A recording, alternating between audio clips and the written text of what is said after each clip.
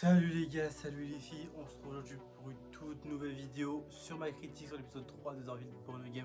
Et franchement les gars et les filles, je suis grave content de vous retrouver aujourd'hui parce que l'épisode 3 de Daredevil Born Again est vraiment impeccable. Franchement il y a plein de trucs sur lesquels on va revenir et qui sont ma foi très bien. Donc let's go. Donc on commence du coup avec Matt et du coup Hector Ayala qui s'apprête du coup à passer au jugement du coup de son procès sur le meurtre d'un officier de police qui a été entre guillemets tué sur les rails du métro.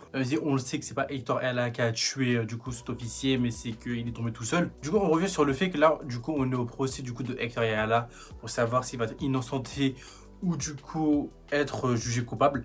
Et comme du coup, la vie durant l'épisode, il va être acquitté. Et ma foi, avant de revenir sur l'acquittement du coup de Hector Ayala, on va revenir sur Matt Murdock. Matt, qu'est-ce que tu fais en fait? Tu fais n'importe quoi. En fait, le truc que j'ai pas aimé avec Matt Murdock dans cet épisode, c'est qu'il a eu un comportement assez hypocrite. Il a quand même osé révéler Hector Ayala que c'était le White Tiger devant tout le monde. Alors que si ça aurait été l'inverse, ça m'étonnerait beaucoup qu'il aurait aimé, même si c'est pour le sortir de la merde. Et de toute façon, on peut le voir à la fin, à cause de ça, ça cause la mort de Hector Ayala. D'ailleurs, j'espère que l'amulette qu'il a autour de lui va lui permettre de revenir et que finalement il sera pas mort. Parce que je trouve qu'en vrai, c'est un bon personnage. Et que en vrai, il peut grave servir, même si je sais pas s'il a vraiment des super pouvoirs. Mais je crois normalement que l'amulette donne du super pouvoir, mais je crois que c'est juste booster ses capacités physiques, donc je sais pas exactement. N'hésitez pas à me dire dans les commentaires parce que je suis pas un grand fan du personnage de White Tiger. Je sais pas exactement, j'ai pas lu les comics de White Tiger, donc je sais pas exactement ce qu'il fait. J'ai juste vu du coup dans Spider-Man Ultimate, si c'est bien ça. Et du coup, je veux revenir sur le fait que Matt a révélé du coup que White Tiger était Hector Ayala pour le permettre d'être acquitté, qu'avec du coup le jury permet de voir que comme c'est un héros et qu'il sauve des gens, bah, il aurait pas pu tuer du coup la personne. Et c'est ça qui est ma foi assez intéressant parce que tu vois que le jury il va un peu choisir le fait que Hector Ayala est acquitté sur que le fait que ce soit un justicier et que en tant que justicier il aurait jamais pu commettre un crime, tu vois. Et je pense que ça c'est ça qui a littéralement fait pencher la balance. Mais le truc que j'aime pas avec ce que Matt a fait, c'est que du coup en fait tout le monde sait, en fait tout le monde sait qui est Hector Ayala, en fait, que ce soit la police, que ce soit les méchants. En fait le problème c'est que là sa famille est littéralement en danger parce que sa famille peut être prise en otage ou peut être tuée, tout ça parce que tout le monde sait qui il est, en fait. Et ça m'étonnerait que Matt, si on l'aurait dit que lui c'était Daredevil, ça m'étonnerait qu'il aurait aimé, tu vois. Donc ça, c'est un peu le truc que j'ai un peu moins aimé. Il y a aussi un truc que je voulais revenir, c'est que durant l'épisode, il y a Matt qui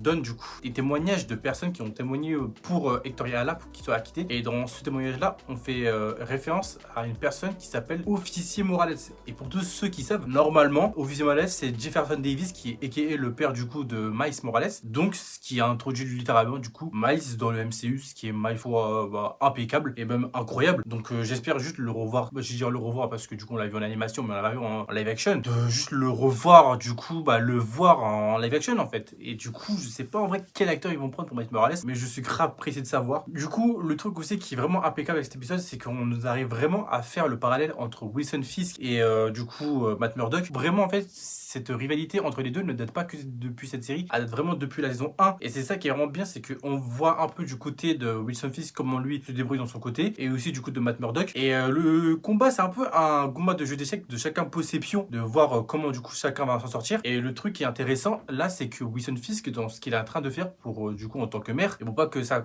foire, il ne veut absolument pas de justicier dans sa ville. Et comme il ne veut pas de justicier dans sa ville, ce qui va littéralement, je pense, vouloir mettre des bâtons dans le roue à Matt pour lui dire que comme toi t'as franchi la ligne, j'avais dit pas de justicier dans la ville, moi dans mon côté je peux faire mes trucs, tu vois. Et c'est pour ça que comme on le voit dans la série, au début de l'épisode, on voit les deux personnes qui se font tuer parce qu'il continue toujours son trafic. Et c'est là le truc que je me dis, est-ce que c'est lui qui aurait commandité du coup le meurtre de Hector Ayala? Ce que je pense que oui, et que d'ailleurs beaucoup de personnes, je pense, ont suspecté que c'est le Punisher qui ont fait ça. Sauf que non. En fait, ça aurait été juste stupide que le Punisher fasse ça. Parce que déjà, de 1, c'est clairement pas le personnage, il est clairement pas comme ça. Parce que quand tu connais le Punisher, il va pas tuer, en tout cas le Punisher du MCU, il ne va pas tuer d'innocents. Il va que tuer des gens, par exemple, des ripoux, par exemple, ou même des gens qui ont commis des meurtres, ou des gens qui ont participé au meurtre de sa famille. Le Punisher n'irait jamais tuer un héros comme ça, surtout une personne qui fait du bien. Donc, le fait qu'à la fin, on nous montre une personne avec le gros truc du Punisher, non. Et c'est ça qui est vraiment intéressant d'ailleurs avec Daredevil, je trouve, c'est qu'ils arrivent vraiment à faire le parallèle entre la fiction et le monde réel, entre du coup les gens qui ont le tatouage du Punisher. Et c'est ça qui est drôle, c'est que dans la vraie vie, même l'extrême droite veut s'approprier le symbole du Punisher sans même comprendre le réel symbole du Punisher. Et c'est ça que je trouve vraiment intéressant, qu'ils réussissent à faire le parallèle dans la série, et que même là, on voit que les policiers littéralement sont littéralement corrompus, hein. On va pas se le cacher, que ce soit la personne que Matt a tabassé dans l'épisode d'avant, et même les policiers dans le procès. De toute façon, on le voit quand Matt il dit que ouais, il faut pas que cette personne-là vienne témoigner, et on le voit, hein, on le voit très bien que ces policiers-là ne sont pas des policiers clean. Donc c'est littéralement aussi pour ça que je suppose que la personne qui devait témoigner a eu peur des représailles, parce que ça m'étonnerait que s'il aurait pas lancé, il s'en serait sorti. Ça m'étonnerait fortement. Et c'est là que je me dis, franchement, là, la dimension, les gars, que prend la série, c'est franchement parfait. Juste, on attend de voir comment cette série va s'améliorer, parce que, non, en fait, comme on le sait, le méchant de cette série, normalement, je dis bien normalement, c'est Muse. Un méchant que je connais pas totalement, mais que, apparemment, c'est un très très bon méchant. Donc, je suis pressé de voir comment ce méchant, comment il va arriver, tout simplement. Et aussi, de toute façon, spoiler, pour ceux qui n'ont pas vu la bande-annonce, du coup, il y a littéralement le Punisher qui apparaît dans la bande-annonce, mais comme on le voit dans la bande-annonce, il est pas en tenue Punisher. Donc c'est ça aussi qui me fait dire que c'est sûrement pas le Punisher qu'on voit du coup à la fin de l'épisode. Donc franchement, moi les gars, l'épisode j'ai vraiment bien aimé. Pour l'instant la série, on se régale. Ça fait déjà 3 épisodes là qui sont sortis, et pour l'instant ça reste vraiment sur la vibe de Disney, de Netflix, même s'il y a quelques petites différences, mais ça c'est pas tellement grave. Et franchement je suis grave pressé d'être mercredi prochain pour voir la suite, hein. Donc les gars, les filles, c'est déjà la fin de cette vidéo. N'oubliez pas de liker, commenter, partager. Et du coup, on se dit à la prochaine pour une prochaine vidéo. Salut tout le monde.